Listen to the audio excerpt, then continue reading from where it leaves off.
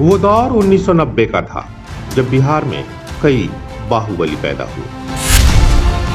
उन्हीं में से एक हैं सूरजभान सिंह, जिसके गुनाहों का सूरज उसकी उम्र के साथ चढ़ता चला गया। मोकामा में 5 मार्च 1965 को जन्मे सूरजभान सिंह भी उन्हीं बाहुबलियों में शामिल है। एक दौर ऐसा आया कि अपराध की दुनिया में इनका सितारा ऐसा बुलंद हुआ कि लोग उनके नाम से कांपते थे। रंगदारी, अपहरण और हत्या जैसे अपराध उनके लिए आम हो चुके थे। मोकामा का इलाका जब छोटा पड़ा तो पूरे बिहार को निशाना बनाया। हम बिहार पर राज करना चाहते हैं, हम बिहार पर नाज करना चाहते हैं, ये बात की लड़ाई है। और फिर डॉन से विधायक और सांसद तक का सफर तय किया। मोकामा के एक छोटे से गांव से निकले सूरजभान सिंह के पिता एक व्यापारी की दुकान पर नौकरी करते थे, जिससे उनका पूरा परिवार चलता था। पिता को उम्मीद थी कि बड़े बेटे की तरह छोटा बेटा भी देश सेवा के लिए फौज में जाएगा, लेकिन नियति को कुछ और ही मंजूर था। सूरजभान की किस्मत की लकीरें तो उसे पहले जरायम की दुनिया में ले गई, जहां उसने खौफ पैदा किया और फिर जुर्म की स्याह दुनिया के रास्ते सियासत की ओर बढ़ चले।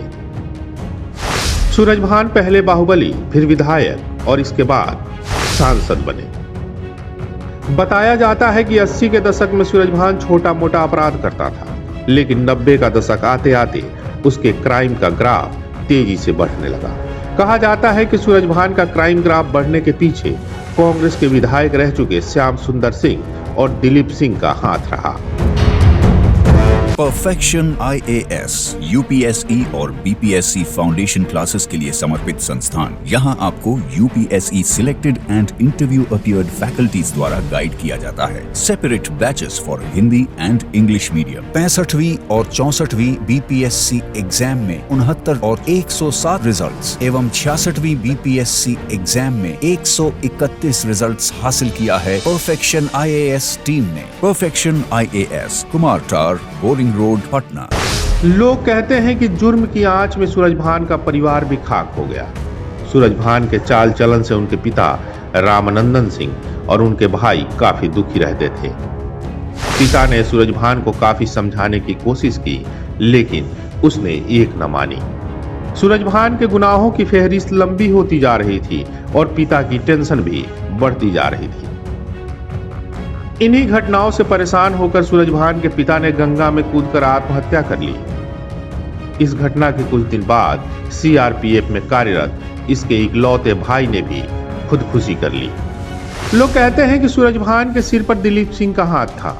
सूरजभान सिंह मोकामा में उस वक्त छाया जब उसका सामना उत्तर बिहार के डॉन माने जाने वाले अशोक सम्राट से हुआ। अशोक सम्राट ने सूरजभान पर मोकामा में हमला भी करवाया था। इस हमले में सूरजभान के पैर में गोली लगने के बाद भी वह बच गया था, लेकिन उसका चचेरा भाई मारा गया। लेकिन अशोक सम्राट के मारे जाने के बाद एक बार फिर सूरजभान का सूर्य बिहार के अन्य इलाकों में फैलने लगा। इसी बीच सूरजभान के चचेरे भाई मोती सिंह की गैंगस्टर नागा सिंह ने हत्या कर दी थी, जिसके बाद सूरजभान का मोकामा विधायक दिलीप सिंह से दुश्मनी बढ़ गई और उस दौर में अपराधियों के हो रहे राजनीतिकरण में सूरजभान का भी नाम जुड़ गया।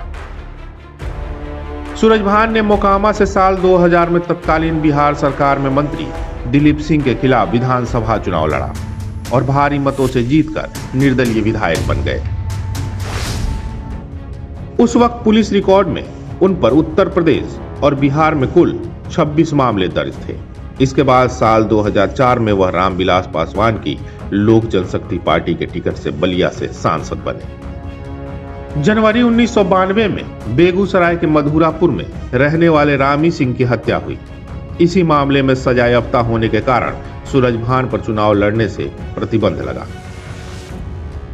रामी सिंह हत्याकांड के मुख्य गवाहों और यहां तक कि सरकारी वकील राम नरेश शर्मा की भी हत्या हो गई थी।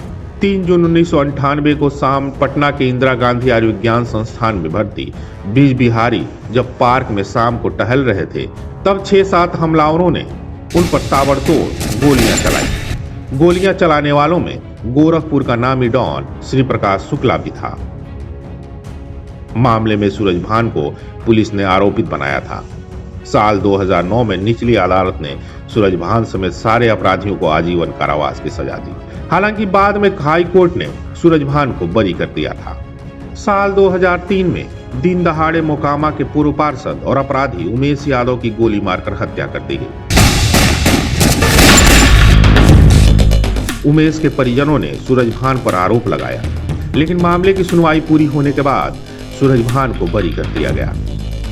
सूरजभान सिंह के अपराधों की लंबी फहरिस्त है। सूरजभान के चुनाव लड़ने पर रोक है, लेकिन उनकी पत्नी वीणा देवी मुंगेर की सांसद रह चुकी हैं और बिहार की राजनीति में सक्रिय भी हैं।